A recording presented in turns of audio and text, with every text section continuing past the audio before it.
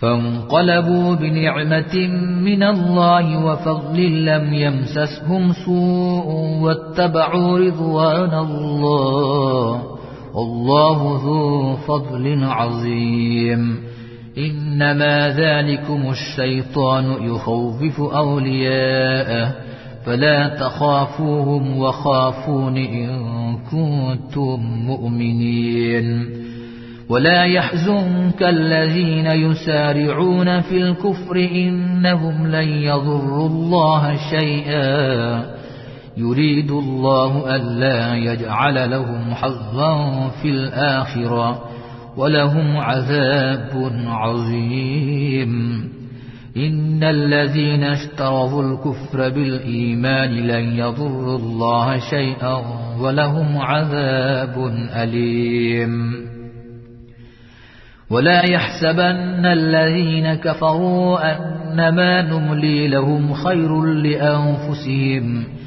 إنما نملي لهم ليزدادوا إثما ولهم عذاب مهين ما كان الله ليذر المؤمنين على ما أنتم عليه حتى يميز الخبيث من الطيب وما كان الله ليطلعكم على الغيب ولكن الله يجتبي من رسله من يشاء فآمنوا بالله ورسله وإن تؤمنوا وتتقوا فلكم أجر عظيم ولا يحسبن الذين يبخلون بما آتاهم الله من فضله هو خيرا لهم بل هو شر لهم سيطوقون ما بخلوا به يوم القيامة ولله ميراث السماوات والأرض والله بما تعملون خبير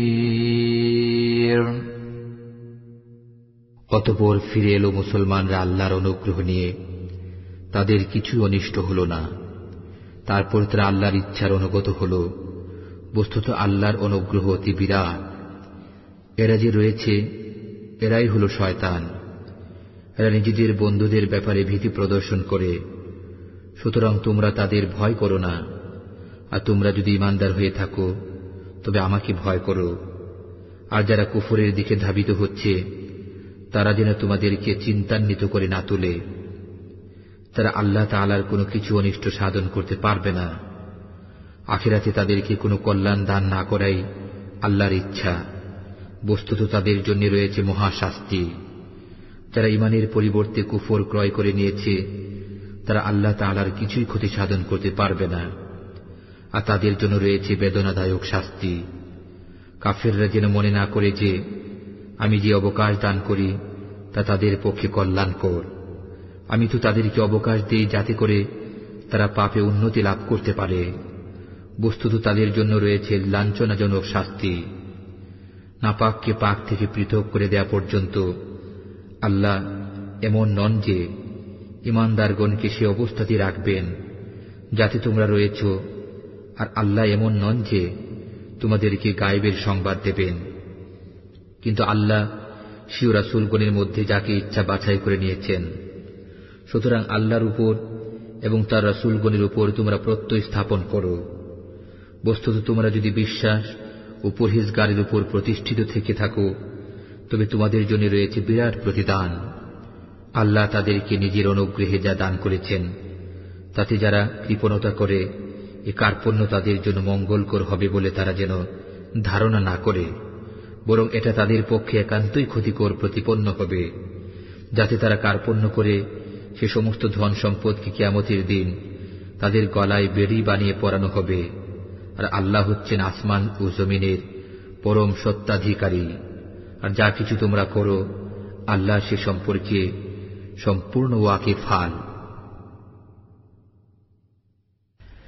لقد سمع الله قول الذين قالوا إن الله فقير ونحن أغنياء سنكتب ما قالوا وقتلهم الأنبياء بغير حق ونقول ذوقوا عذاب الحريق ذلك بما قدمت أيديكم وأن الله ليس بظلام للعبيد الذين قالوا إن الله عهد إلينا ألا نؤمن لرسول حتى يأتينا بقربان تأكله النار قل قد جاءكم رسل من قبلي بالبينات وبالذي قلتم فلم قتلتموهم إن كنتم صادقين فإن كذبوك فقد كذب رسل من قبلك جاءوا بالبينات والزبر والكتاب المنير كل نفس ذائقة الموت وإنما توفون أجوركم يوم القيامة فمن زحزح عن النار وأدخل الجنة فقد فاز وما الحياة الدنيا إلا متاع الغرور لتبلغن في أموالكم وأنفسكم ولتسمعن من الذين أوتوا الكتاب من قبلكم ومن الذين أشركوا أذى كثيرا وإن تصبروا وتتقوا فإن ذلك من عزم الأمور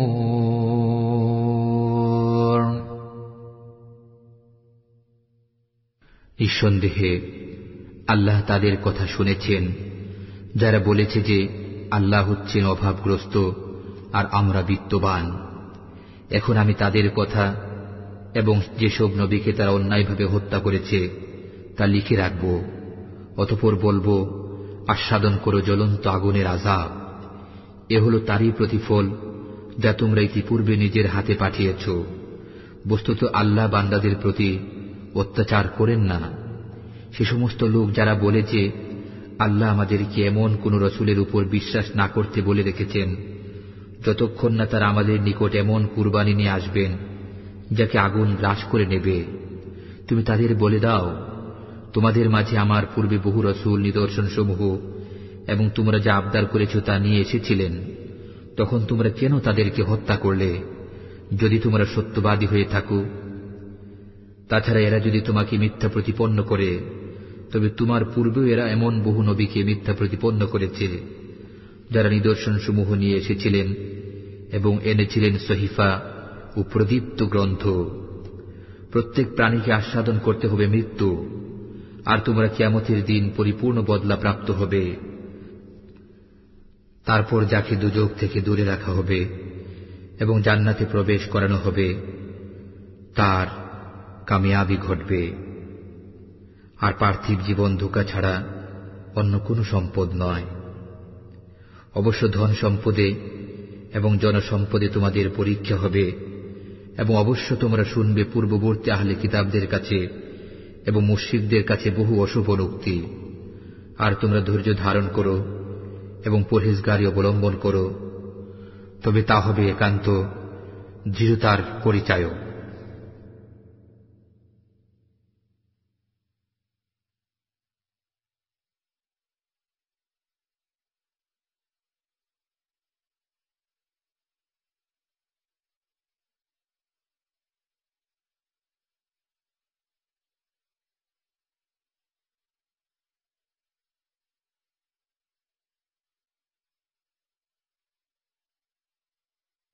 وإذ أخذ الله ميثاق الذين أوتوا الكتاب لتبيننه للناس ولا تكتمونه فنبذوه وراء ظهورهم واشتروا به ثمنا قليلا فبئس ما يشترون لا تحسبن الذين يفرحون بما أتوا ويحبون أن يحمدوا بما لم يفعلوا فلا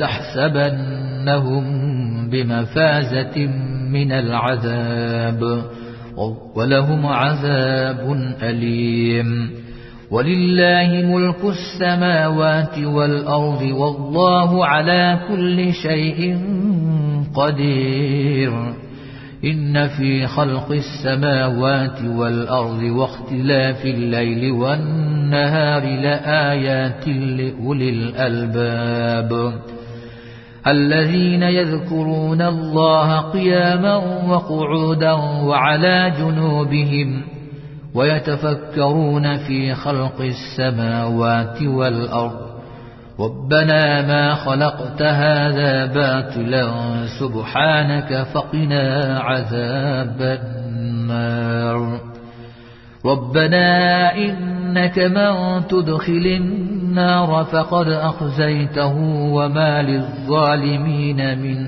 أنصار ربنا إننا سمعنا مناديا ينادي للإيمان أن آمنوا بربكم فآمنا ربنا فاغفر لنا ذنوبنا وكفر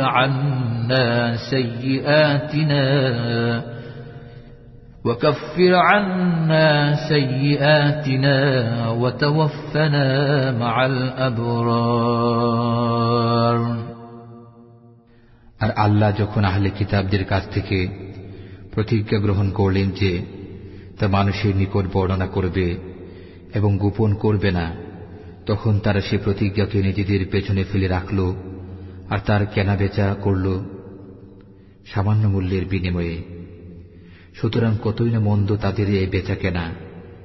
তুমি মনে করো না যারা নিজেদের কৃতকর্মের উপর আনন্দিত হয় এবং না করা বিষয়ের জন্য প্রশংসা কামনা করে তারা আমার নিকট থেকে অব্যাহতি লাভ করেছে। বস্তুত তাদের জন্য রয়েছে বেদনাদায়ক শাস্তি, আর আল্লাহর জন্যই হল আসমান ও জমিনের বাদশাহী। আল্লাহই সর্ববিষয়ে ক্ষমতার অধিকারী। নিশ্চয় আসমান ও জমিন সৃষ্টিতে এবং রাত্রি ও দিনের আবর্তনে নিদর্শন রয়েছে বোধ সম্পন্ন লোকদের জন্য, যারা দাঁড়িয়ে বসে ও শায়িত অবস্থায় আল্লাহকে স্মরণ করে এবং চিন্তা গবেষণা করে আসমান ও জমিন সৃষ্টির বিষয়ে তারা বলে, পরওয়ারদিগার, এসব তুমি অনর্থক সৃষ্টি করোনি, সকল পবিত্রতা তোমারই, আমাদেরকে তুমি দুজখের শাস্তি থেকে বাঁচাও। হে আমাদের পালনকর্তা, নিশ্চয়ই তুমি যাকে দুজখে নিক্ষেপ করলে তাকে বিধ্বস্ত করলে, আর জালিমদের জন্য তো কোনো সাহায্যকারী নেই। হে আমাদের পালনকর্তা, আমরা নিশ্চিত রূপে শুনেছি একজন আহ্বানকারীকে ঈমানের প্রতি আহ্বান করতে যে তোমাদের পালনকর্তার প্রতি ঈমান আনো, তাই আমরা ঈমান এনেছি। হে আমাদের পালনকর্তা, অতঃপর আমাদের সকল গুনাহ ক্ষমা করো এবং আমাদের সকল দোষ ত্রুটি দূর করে দাও, আর আমাদের মৃত্যু দাও নেক লোকদের সাথী করে। ربنا وآتنا ما وعدتنا على رسلك ولا تخزنا يوم القيامة إنك لا تخلف الميعاد فاستجاب لهم ربهم أني لا أضيع عمل عامل منكم من ذكر أو أنثى بعضكم من بعض فالذين هاجروا وأخرجوا من ديارهم وأوذوا في سبيلي وقاتلوا وقتلوا لأكفرن عنهم سيئاتهم ولأدخلنهم جنات تجري من تحتها الأنهار ثوابا من عند الله والله عنده حسن الثواب لا يغرنك تقلب الذين كفروا في البلاد متاع قليل ثم مأواهم جهنم وبئس المهاد لكن الذين اتقوا ربهم لهم جنات تجري من تحتها الأنهار خالدين فيها نزلا من عند الله وما عند الله خير للأبرار وإن من أهل الكتاب لمن يؤمن بالله وما أنزل إليكم وما أنزل إليهم خاشعين لله لا يشترون بآيات الله ثمنا قليلا أولئك لهم أجرهم عند ربهم إن الله سريع الحساب يا أيها الذين آمنوا اصبروا وصابروا ورابطوا واتقوا الله لعلكم تفلحون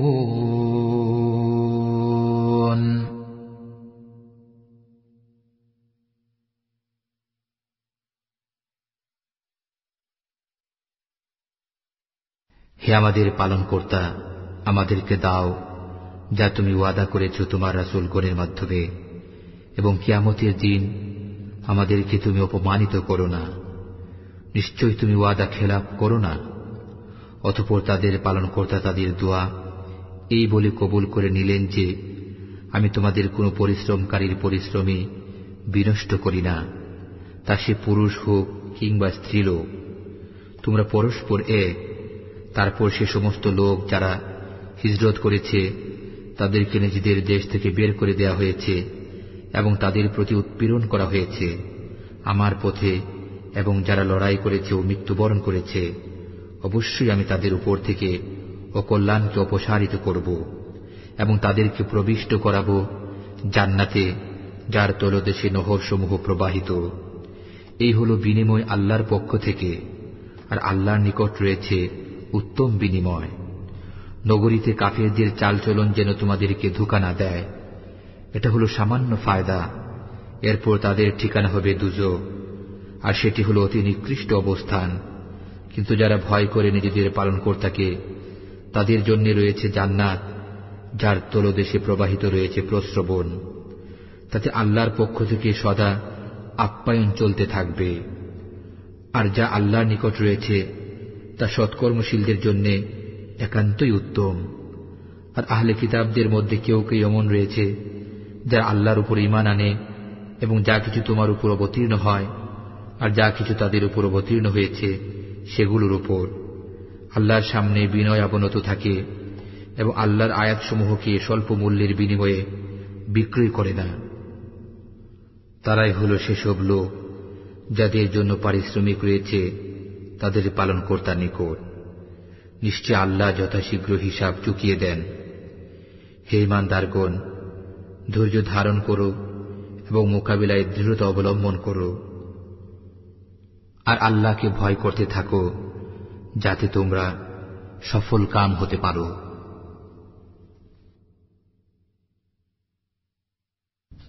বিসমিল্লাহির রহমানির রহিম। يا أيها الناس اتقوا ربكم الذي خلقكم من نفس واحدة وخلق منها زوجها وبث منهما رجالا كثيرا ونساء واتقوا الله الذي تساءلون به والأرحام إن الله كان عليكم رقيبا وآتوا اليتامى أموالهم ولا تتبدلوا الخبيث بالطيب ولا تأكلوا أموالهم إلى أموالكم إنه كان حوبا كبيرا وإن خفتم ألا تقسطوا في اليتامى فانكحوا ما طاب لكم من النساء مثنى وثلاث ورباع فإن خفتم ألا تعدلوا فواحدة أو ما ملكت أيمانكم ذلك أدنى ألا تعولوا وآتوا